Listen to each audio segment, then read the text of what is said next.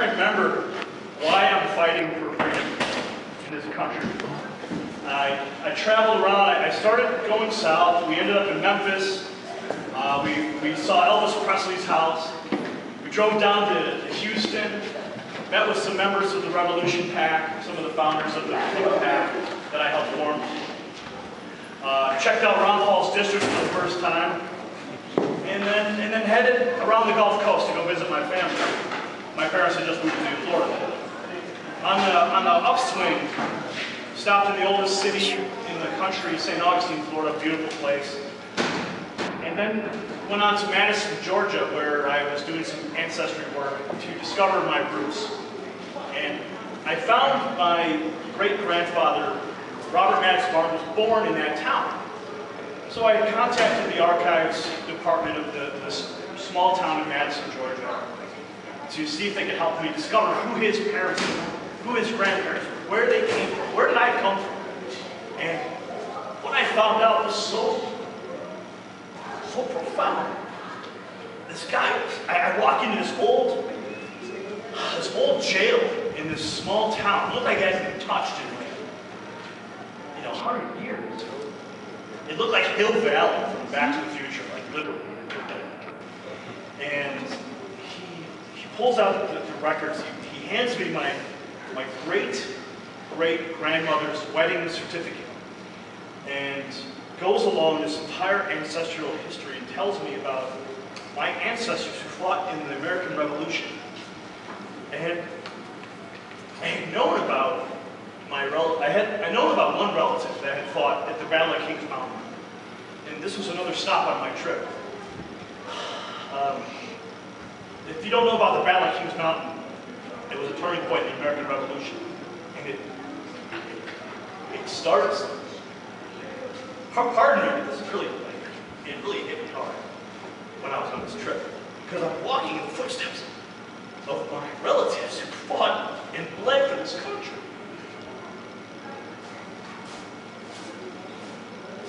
Walking up this mountain, I'm talking about two different locations now.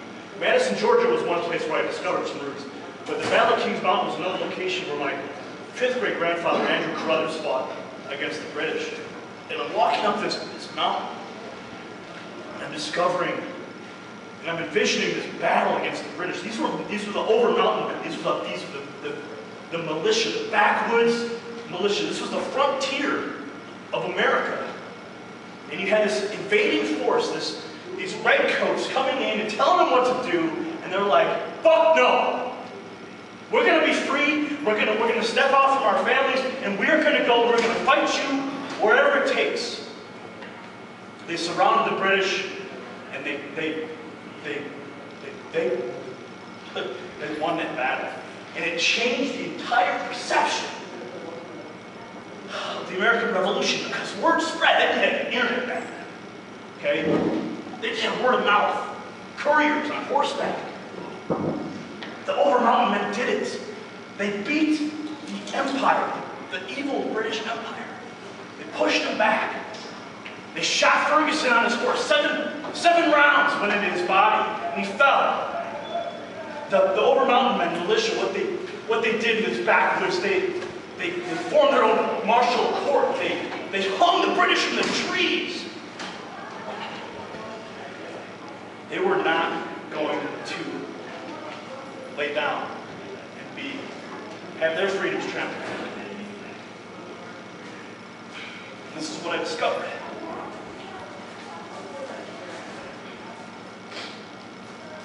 So, there are a lot of turning points in this revolution that we're all fighting today.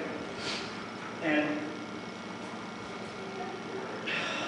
we can look at Ron Paul and see him as one person and his efforts, but it's more than that. It's bigger than that. There are turning points every single day. This mountain hours thing.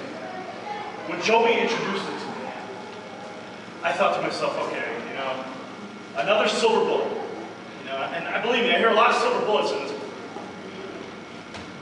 A lot of silver bullet solutions. Being in the position that I am with the organizations that I run, and websites, and different media entities and outfits I manage, I got a lot of people sending me things.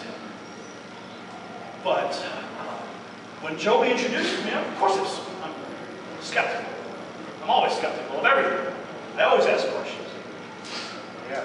And so he introduced it to me. I'm listening, and he's explaining these things about how he tried using silver, and I tried using silver too. I had my own mint, Freedom Mint. I minted my own silver, gold, and copper rounds. Introduced commemoratives and barter pieces, and was trying to use that as a solution, just like Joey was trying to do with the LCS currencies.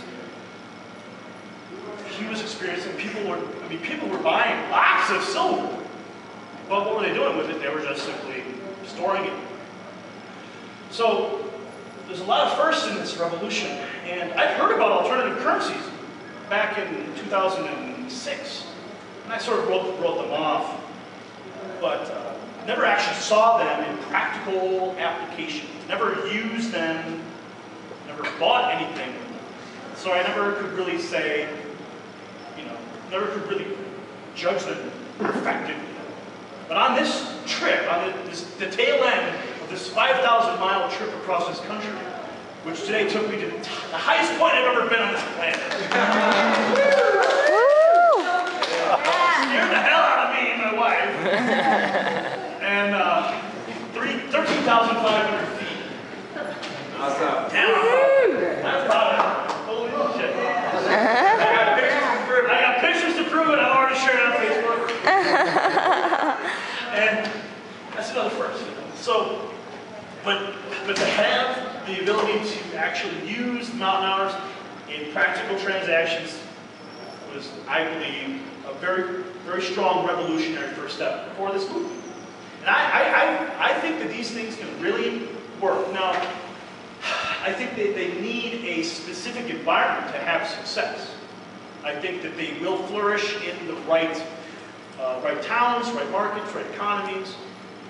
I think Breckenridge is a perfect model for that. I bought some hot dogs, I bought some bottled water with them, bought a shirt for my son, it was awesome. It was really awesome. And I just want to say, what you guys are doing with that is really great. And I think that this is only the beginning. This is another turning point in the revolution that we are fighting. Just like at the Battle of Kings Mountain when they shot Ferguson off his horse. We have, with mountain hours here, what I have experienced, I believe we have taken the first shot at the Federal Reserve System. Yay!